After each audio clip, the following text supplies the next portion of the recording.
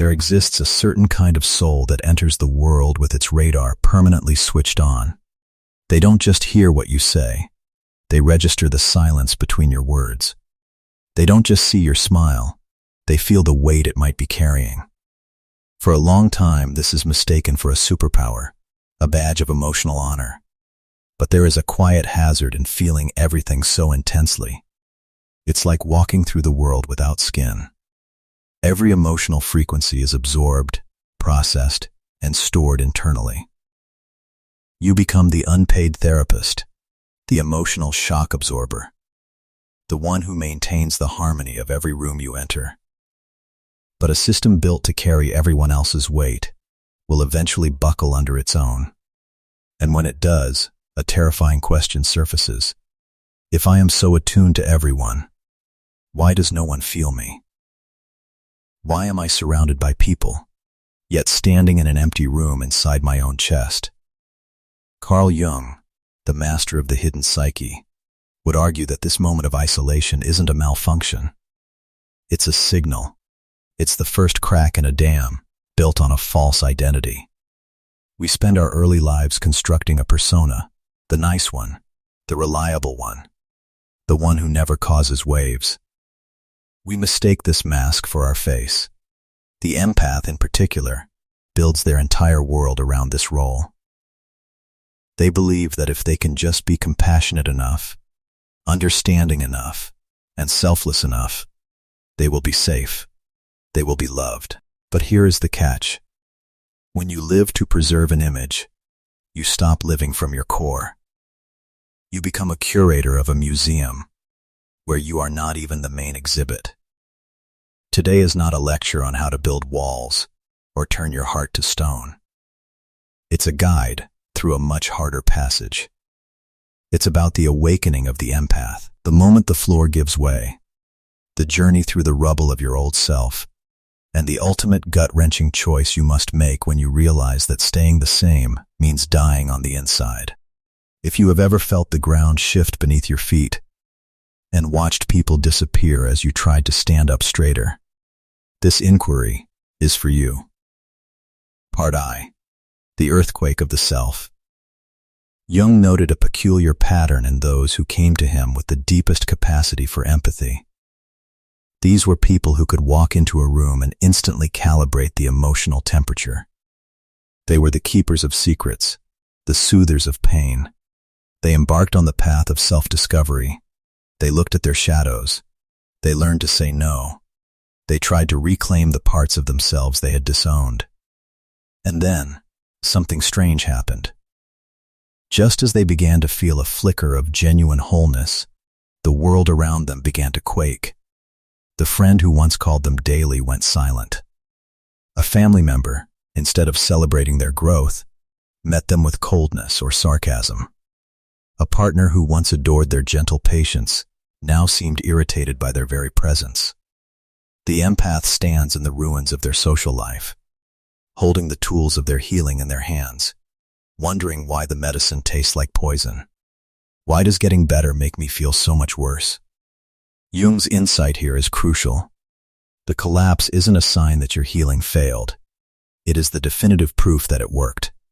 Think of it like this. You spend years building a house out of wood to please a landlord. Then, you finally learn to build with stone. But the foundation you're standing on is still the old wooden plot. The stone structure is too heavy. The ground shifts. The old house can't hold the new weight. The relationships you built were not constructed with the real you. They were architectural plans designed for a previous tenant, the version of you that always agreed, that never pushed back, that absorbed anxiety without ever reflecting it. That person has moved out. When the empath stops being the emotional sponge, the container for everyone else's mess, a stark light is cast on the old connections. You begin to see the fine print you missed before. Many of those bonds were not based on mutual affection. They were based on a transactional dependency. One person gives endlessly, and the other person gets endlessly accustomed to taking. When the giving stops, the structure of that relationship has no support.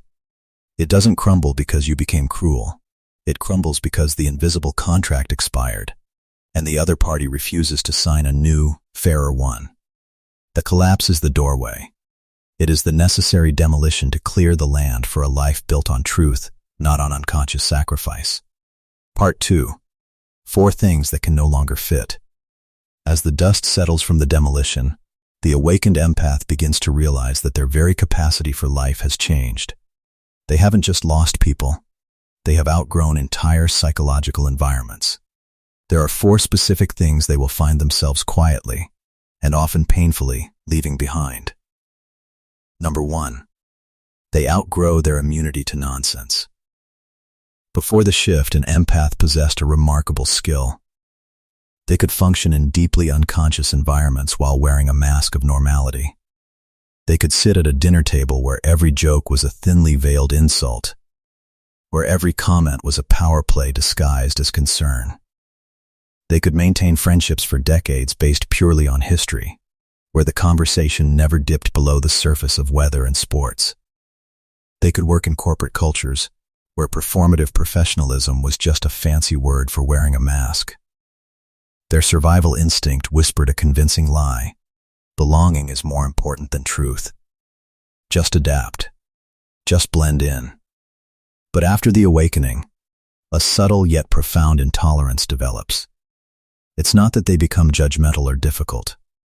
It's that their inner compass has been recalibrated.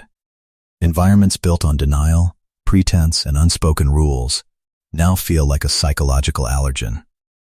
Imagine walking into a family gathering where a manipulative parent is referred to as strict but fair, where emotional neglect is rebranded as giving you space to grow. Before, you could smile, nod, and dissociate through the meal. Now, your body reacts before your mind does. Your throat tightens, your shoulders tense, your mind screams, "Get me out of here." You can no longer unknow what you know. Consciousness has a biological cost. Once you've breathed clean air, the smog feels suffocating. Jung famously said that until you make the unconscious conscious, it will rule your life, and you will call it fate. When you start pulling back the curtain, you don't just change your mind. You change your entire nervous system's tolerance level. What was once just family or just how it is reveals itself as a shared delusion. A common trap here is the urge to wake others up. You see the matrix, and you want to pull everyone else out of their pod. You start explaining, analyzing, offering them the truth you've found. But Jung would warn you, this is a fool's errand. People are not unconscious because they are stupid. They are unconscious because their psyche has decided that blindness is safer than sight. Their denial is a shield. If you try to rip it off, they won't thank you. They will turn on you. They will defend their prison because it's the only home they know. Have you ever tried to help a friend see a toxic pattern in their life, only to have them defend it with a ferocity that left you stunned? You weren't wrong. You were just early. The truth, arriving before someone is ready to host it, is not received as a gift. It's received as an attack. The mature response isn't to argue louder. It's to create a gentle distance. Distance isn't a punishment. It's a quarantine for your still fragile awareness. A young plant needs to be shielded from the wind. Your new consciousness needs space away from the gale-force denial of others. Outgrowing your tolerance for unconsciousness doesn't mean you hate the world.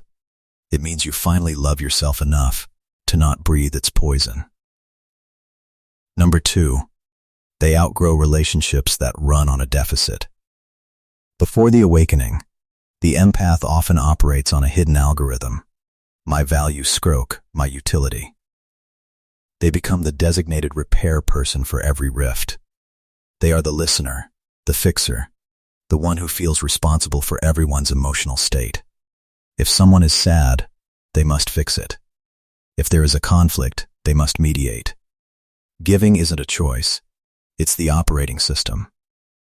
Modern psychology often labels this pattern as codependency. It's an emotional setup where one person builds their entire identity around being the caretaker, the rescuer, the regulator for someone else. On the outside, it looks like profound love and closeness. But underneath, It's a high-wire act without a net. One person gives to avoid being abandoned. The other person stays small to avoid growing up. Both are locked in a silent dance. Jung hinted at a deeper layer here. He spoke of archetypes, powerful unconscious patterns. The savior or healer archetype can take over the personality. When that happens, you don't just help people. You become the helper. Your ego merges with the role. And if you are the helper, who are you when you stop helping? This is the earthquake of the second outgrowing. It's not a loud declaration of independence. It's a quiet, internal no. They can no longer give the way they used to. Their energy runs out faster. Their mind stops making excuses for unfairness. Their gut rejects the constant state of responsibility for others. This is the nervous system finally enforcing a boundary the conscious mind was too afraid to set. And then, the inevitable fallout begins. When you stop over-functioning in a relationship built on imbalance, the whole system wobbles. The person who was used to being prioritized feels abandoned. The one who leaned on you may react with anger or guilt-tripping. It's not that you did something wrong. It's that you unilaterally withdrew your labor from an unequal contract. This is where Jung's concept of projection becomes crystal clear. The other person had projected an image onto you. The always strong, always available one. When you step out of that photograph, they are forced to look at their own weakness, the very thing they had been paying you to carry. Their anger isn't really at you. It's the panic of suddenly having to face themselves. The correct response in this phase is simply to stop. Stop initiating. Stop explaining. Stop repairing. Allow the silence to become a test. If the relationship has a core of mutuality, the other person will eventually step up and learn to share the weight. If it was only held up by your effort, the silence will stretch into an ending. Outgrowing these deficit-based relationships is a grieving process. You aren't just losing people. You are losing a version of yourself that you thought was good. But in that loss, you gain the capacity for a love that doesn't require you to disappear. Number 3, they outgrow the hunger for a thank you. There is a leash that is hard to see because it's made of something we all crave: appreciation. Empaths often aren't loud about needing attention, but they live inside a much quieter cage. They feel secure when they are affirmed, and anxious when their efforts are met with silence. For years, they read the emotional room like a sailor reads the stars. A nod means safety. A frown means danger.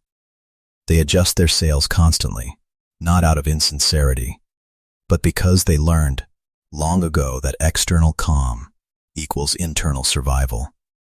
They need to know where they stand in the hearts of others, because they were never taught how to stand firmly in their own.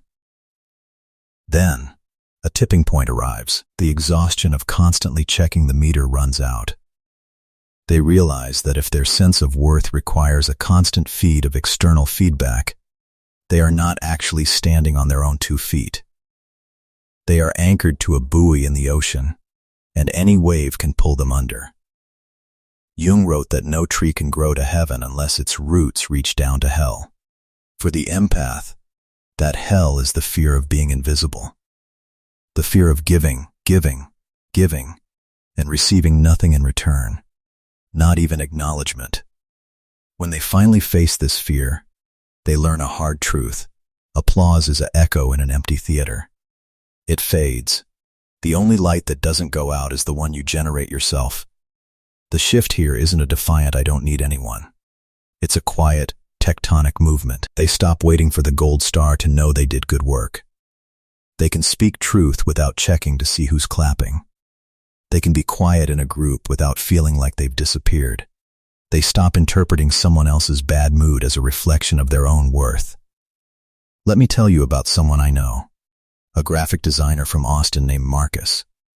He was talented, but he was trapped.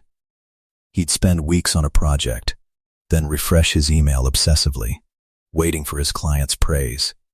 If the reply was just "looks good," he'd spiral. convinced they hated it. He wasn't designing for the work. He was designing for the response. In a moment of clarity, his therapist asked him, if you sent that email and knew, with absolute certainty, that you would never get a reply, would the work still be good? The question stopped him cold. He realized he had been outsourcing his self-esteem to strangers. He was a ghost, waiting for someone else to prove he was real. When he started looking at his own work and asking, am I proud of this? Before he ever hit send, the waiting game lost its power. He didn't stop wanting praise, but he stopped needing it to breathe. Number 4. They outgrow the habit of self-betrayal. This is the deepest layer and the most painful to peel back. It's the recognition that for many years, the empath wasn't just hurt by others. They were the ones holding the knife to their own soul. This betrayal isn't loud. It doesn't look like a dramatic act of treason. It looks like 1,000 tiny accommodations. It's saying I'm fine when your chest is caving in. It's laughing at a joke that wasn't funny. It's staying quiet when a line is crossed, just to keep the peace. It's going along with a plan you hate, because you don't want to be difficult. Every single time, you choose external comfort over internal honesty. Psychologically, this is more than people-pleasing. It's an over-identification with the persona, the mask Jung described. The mask of the good person. The mask of the understanding one. The mask is useful, it helps us navigate society. But when you glue the mask to your face, you forget there's a real person underneath. You start living to maintain the mask's reputation, not to protect the skin beneath it. How many times have you silenced your own intuition because voicing it would have meant rocking the boat? How many times have you betrayed a boundary to avoid being seen as difficult or selfish? The empath carries a beautiful mask, the compassionate listener, the giver, the one who never complains. The danger isn't these qualities. The danger is believing you are only lovable because of them. Let me tell you about Elena, a social worker in Portland. To the outside world, she was a pillar of strength.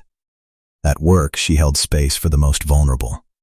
At home, she managed the household and soothed her partner's anxiety. Everyone leaned on Elena. But late at night, Elena would lie awake, feeling a numb rage she couldn't explain. She felt hollow. She had been so busy being everyone's support beam that she forgot she had a heart that needed holding too. Jung said we don't become enlightened by imagining figures of light, but by making the darkness conscious. For Elena, the darkness was her own anger and exhaustion, feelings she had deemed unacceptable.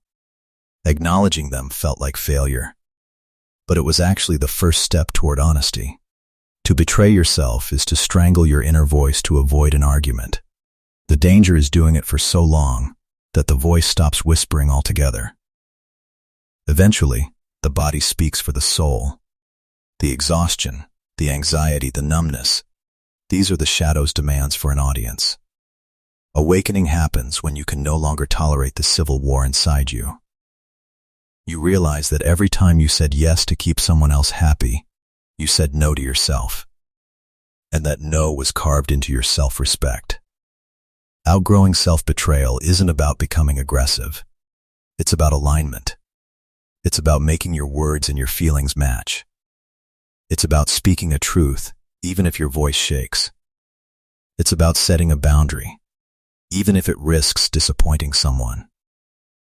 You finally understand that being loved for a version of you that doesn't exist is a loneliness far deeper than being alone. When the empath stops betraying themselves, they get lighter. They no longer have to remember the lies they told to keep the peace. They no longer have to track the fictional version of themselves. And in that alignment, they find what they were always looking for outside, a deep, unshakable respect, sourced from within. Take a breath here. Ask yourself something honest. Did any part of that story of Elena or Marcus feel like a page from your own diary? Have you ever stayed in a room you wanted to leave? Smiled when you wanted to cry? Been the strong one for so long that you forgot you were allowed to fall apart? If you recognize this, just silently acknowledge it. The awareness is the turning point. Part 3. The quiet revolution in 3 stages. Outgrowing these layers isn't a single event. It's a process. A quiet revolution that happens in 3 distinct stages. It doesn't happen in a straight line, but in deepening waves of truth.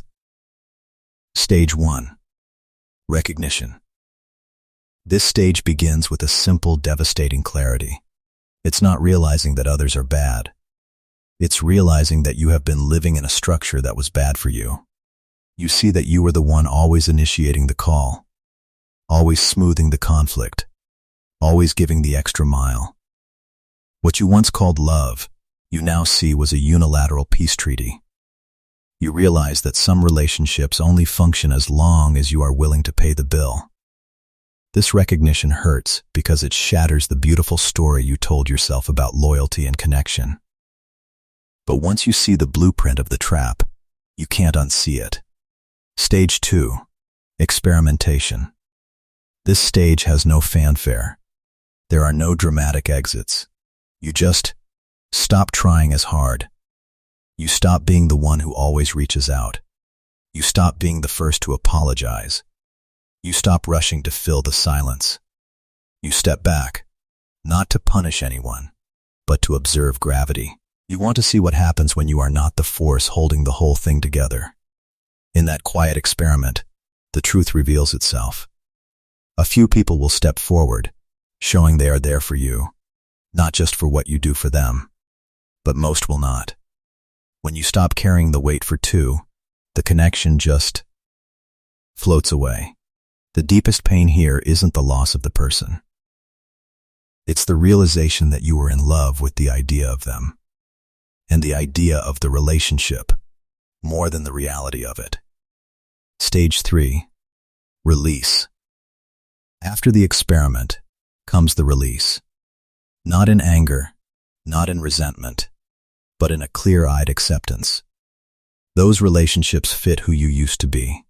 Someone willing to shrink, to accommodate, to carry the weight. To stay now would mean going back to a smaller version of yourself. And you can't. Release creates a void. A real, aching emptiness. You stand between who you were and who you are becoming. Too awake to go back, not yet steady enough to stand completely alone. But it is in that void that a new kind of strength crystallizes. You learn that you can exist without their validation. You learn that you can survive the silence. These 3 stages, recognition, experimentation, and release, are the choreography of the soul, letting go of an old life to make room for a real one. Part I. The Temple of Solitude. If you've made it this far, you are likely no stranger to that void. After the roles fall away, after the codependent ties dissolve, the awakened empath enters a territory that is rarely discussed. Sacred emptiness. The phone is quieter. The demands have stopped. The emotional calendar, once overbooked, is now a wide-open field. And in that quiet, something both terrifying and liberating happens. You can feel yourself again. Not the self that was a reaction to others, but the self that exists when no one is watching. This space is often mistaken for loneliness. But loneliness is a yearning for connection. This emptiness is a withdrawal of energy.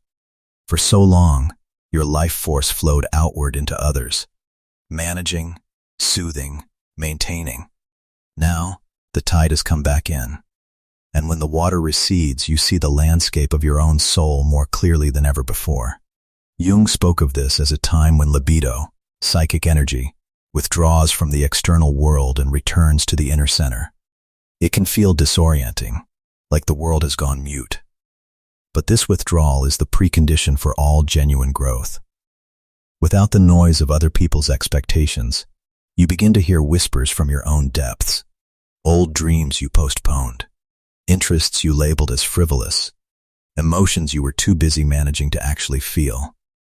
This emptiness is not a void. It's a cleared field. After a forest fire, the land looks dead, but the soil is richer than ever, ready for new seeds. The mistake many make is rushing to fill the silence. They jump into a new relationship, bury themselves in work, or run back to the old chaos just to hear an echo. But silence is the only medium in which the soul can speak. Imagine a room so cluttered with other people's furniture that you couldn't walk. When you finally clear it out, the room feels empty and echoes. It's unsettling.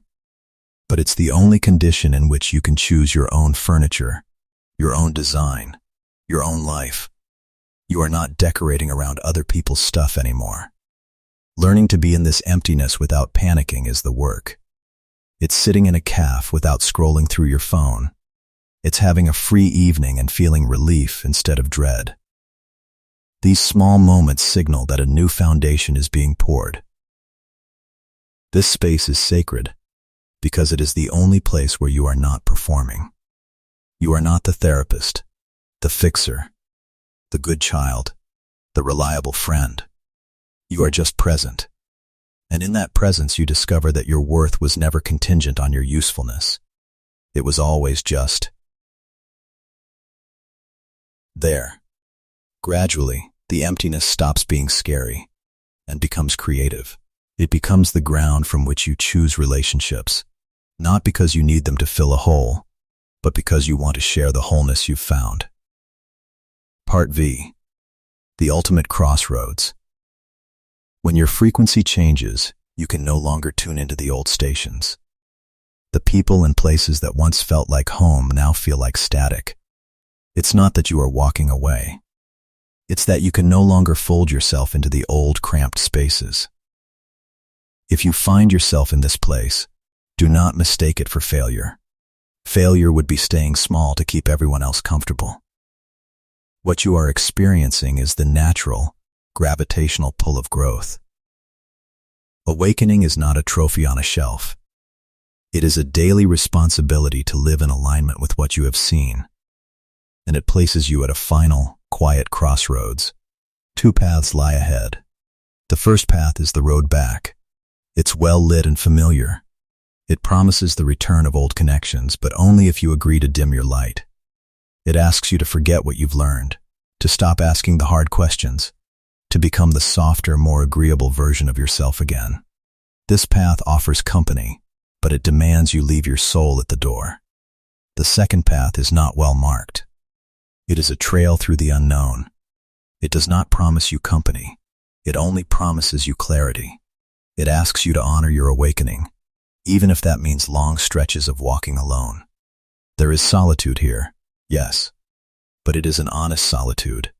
No more pretending, no more performing, no more bleeding just to prove you care. And then, a paradox emerges. You realize that the loneliness of being fully yourself is far lighter than the loneliness of being surrounded by people who love a stranger you've been playing. To be alone and whole is infinitely more peaceful than to stand in a crowd and feel fragmented. When you choose the second path, you don't become cold. You become grounded. You stop loving out of fear and start loving from a place of surplus. You learn to be alone and feel complete. And if someone eventually walks beside you on this new path, they are there to share the journey, not to carry you, and not to be carried by you. Outgrowing your old life is not an act of rebellion. It is the inevitable movement of an expanding consciousness. When your vision changes, your destination must change too.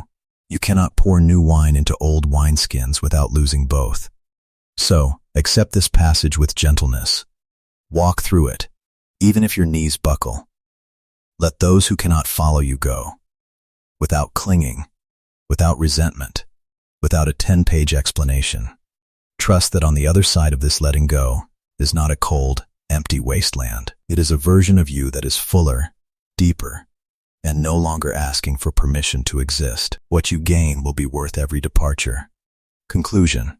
One day you will look back on this entire upheaval not with grief, but with a quiet, profound gratitude.